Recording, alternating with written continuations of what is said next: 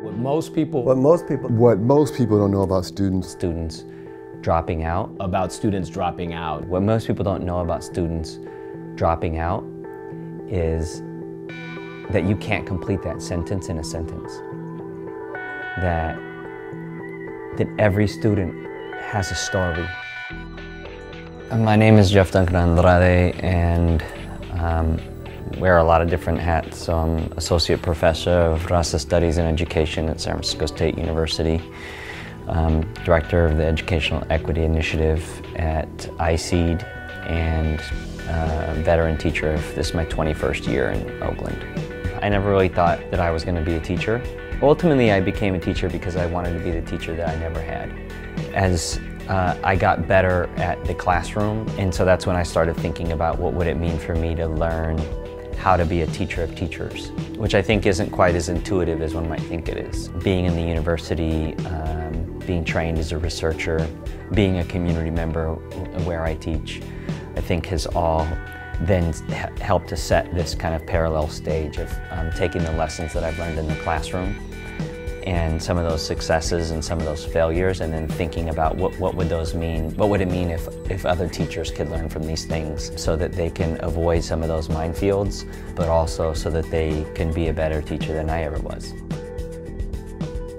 You know, it's funny that there's suddenly all this interest in something that is not new. There's been a crisis for quite some time. I think the crisis is now starting to affect communities that previously seemed sort of impervious to this. Suddenly it's a crisis, you know, not unlike the way that we've talked about the economic crisis, right? There's been an economic crisis for a long, long time. Just, you know, ask people who are in multi-generational poverty. And so if you ask people who have worked in schools like where I've worked, if you ask people who grew up in schools like where I grew up, this is not new. There's a bit of a kind of a historical lens on this, that if we kind of pull the drape back a bit and look at what has been the relationship between poor and working class communities and communities of color in schools really for the past 50, 60, 70 years, then you would see these fairly steady patterns. And I don't think there's an education crisis.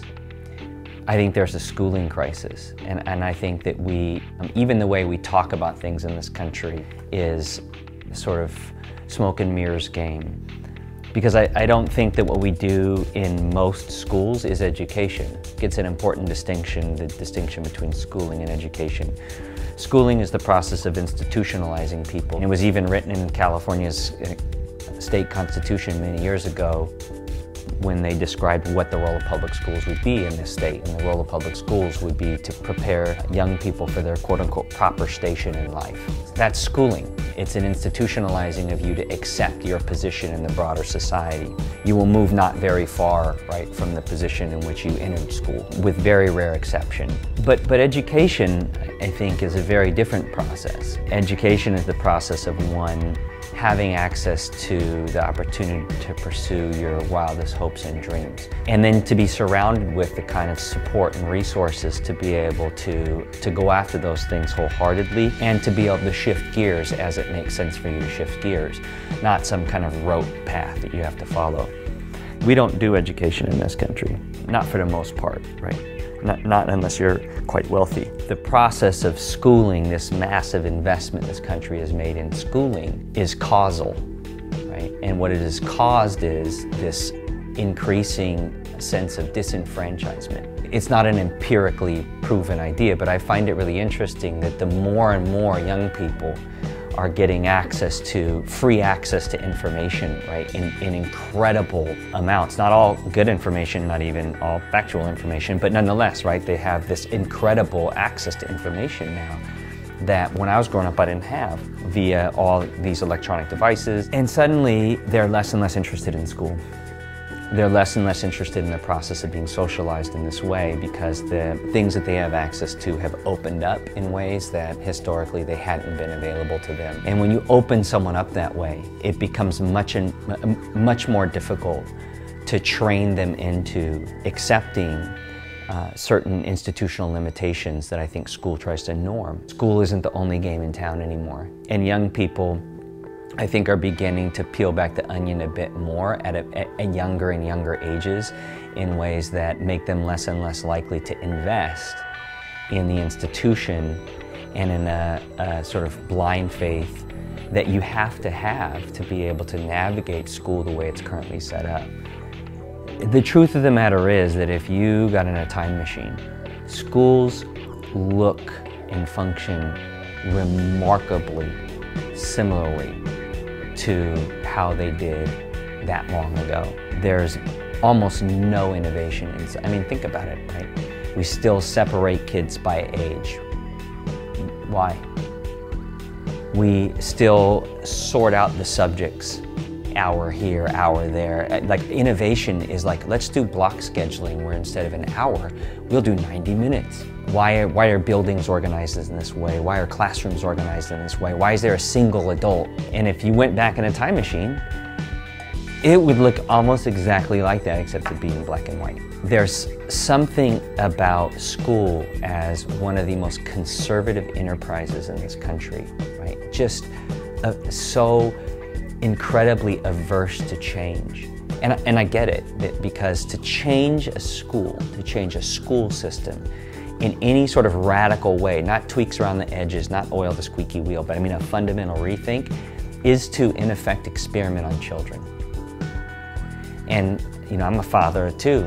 I don't want my children experimented on. So better the evil you know than the one you don't. That's one of the biggest ideological hurdles we have in this country, is that we don't want to be experimenting on our children, but at the same time, man on the street, right, everyday folks know that the way that we have structured schools right now, it's not working. And it's not going to get any better. And in fact, what all the cards on the table suggest is that it's headed in a really bad direction, and there's nothing really that suggests a rerouting of that direction anytime soon. This could be one of the greatest challenges that this nation faces in the 21st century, is unlocking what innovation is going to have to look like in schools, not to avert the dropout crisis. Once you start treating cancer, that you've conceded yourself to having the cancer, that instead that we've got to be looking much more deeply to say, what is the cause that is creating this effect? That means that we've got to go back to really deepening our position and our analysis about what is the purpose of a school in this country. And if the purpose of public school in this country is to socialize people into their proper station in life, then leave it alone. Because it is doing that very, very well. Given the incredible level of social and economic inequality in this country, and there is peace on the streets, that's unbelievable. That's the result of a highly effective K-12 schooling system. Because when you leave school, you believe that you got what you deserved. And so if you leave school successful, you tell yourself you're successful because you busted your ass. And if you leave school a failure, you leave school thinking that you're the cause of your own failure. And that is perfect, right, to maintain an unjust society. But if the purpose of school is to create a multiracial, pluralistic democracy that adheres to the very basic, frankly, I think low-level promises made in the Constitution, then we have to fundamentally rethink what that institution is doing, because it is not delivering on those words.